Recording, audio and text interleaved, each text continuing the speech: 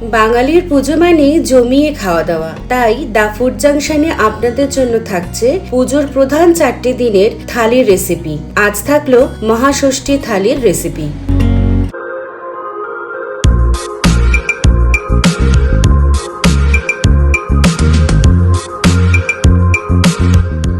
নমস্কার বন্ধুরা, দা ফুড জাংশনে আপনাদের সবাইকে স্বাগত। ষষ্ঠীর দিন মানেই নিরামিষ রান্না, আর নিরামিষ রান্নায় প্রথমেই মনে আসে ছোলার ডাল। 1 কাপ ছোলার ডাল অন্তত 2 ঘন্টা আগে ভিজিয়ে রাখতে হবে, এতে ডাল তাড়াতাড়ি সেদ্ধ হবে। 2 ঘন্টা পর পরিমাণ মতো জল আর নুন দিয়ে ডাল সেদ্ধ করে নিতে হবে। সেদ্ধ করার সময় ডালের ফেনাগুলো ফেলে দেবেন। ডাল সেদ্ধ হলে নামিয়ে নিতে হবে। এবার কড়াইতে গাওয়া ঘি গরম করে তাতে শুকনো লঙ্কা, গোটা জিরে ফোড়ন দিয়ে সামান্য ভেজে নিন। এবার তেজপাতা ও আদা বাটা দিয়ে আদার কাঁচা গন্ধ চলে যাওয়া পর্যন্ত ভেজে নিন। এবার গোটা কাজু বাদাম আর আগে থেকে ভিজিয়ে রাখা কিশমিশ দিয়ে সামান্য ভেজে নিন। এবার এতে দিন হলুদ গুঁড়ো, জিরে গুঁড়ো, সামান্য লঙ্কা গুঁড়ো। খুব ভালো করে মশলাগুলো মিশিয়ে নিন। সেদ্ধ করে রাখা ডাল দিয়ে দিন। মশলার সাথে ডাল ভালো করে মিশিয়ে নিয়ে সামান্য পরিমাণ জল দিন। স্বাদ মতো চিনি দিন।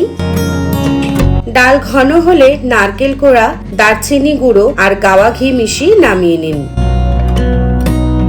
ডাল তো হলো, এবার চলুন তরকারি বানিয়ে নেওয়া যাক। কড়াইতে সাদা তেল গরম করে তাতে তেজপাতা আর গোটা জিরে ফোড়ন দিয়ে সামান্য ভেজে নিন।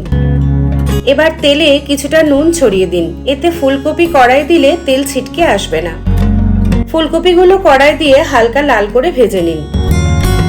এবার এতে ডুমো করে কেটে রাখা আলু, টমেটো, হলুদ গুঁড়ো, লঙ্কা গুঁড়ো, জিরে গুঁড়ো, নুন দিয়ে ভালো করে মিশিয়ে নিন। ভালো করে মেশানো হলে গ্যাসের আঁচ কমিয়ে ঢাকা দিয়ে রান্না করুন। আলু সেদ্ধ হলে সামান্য পরিমাণ জল আর স্বাদ মতো মিষ্টি দিয়ে ঢাকা দিয়ে রান্না করুন। তরকারি গা মাখা হয়ে এলে চেরা কাঁচা লঙ্কা, শাহি গরম মশলা গুঁড়ো আর গাওয়া ঘি দিয়ে ভালো করে মিশিয়ে নামিয়ে রাখুন।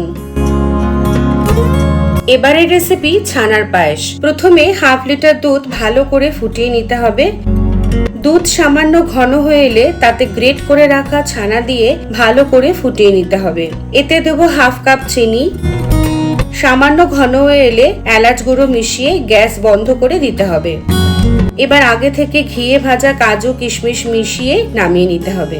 কড়াতে সর্ষের তেল গরম করে নুন, হলুদ ও সামান্য চিনি দিয়ে মাখানো ডাঁটি সহ বেগুনগুলো ভেজে নিতে হবে। সবশেষে কড়াতে সাদা তেল গরম করে লুচিগুলো ভেজে নিতে হবে। এবার থালা সাজিয়ে পরিবেশনের পালা। বাড়িতে অবশ্যই বানাবেন আর আমাকে কমেন্ট বক্সে আপনাদের মূল্যবান মতামত প্লিজ লিখে জানাবেন। ভিডিও ভালো লাগলে একটা লাইক আর শেয়ার প্লিজ করে দেবেন। আর চ্যানেলটি যদি এখনো সাবস্ক্রাইব করে না করে থাকেন তাহলে প্লিজ সাবস্ক্রাইব করে দেবেন। পরবর্তী রেসিপি নিয়ে আবারও আসছি আপনাদের কাছে। সবাই ভালো থাকবেন।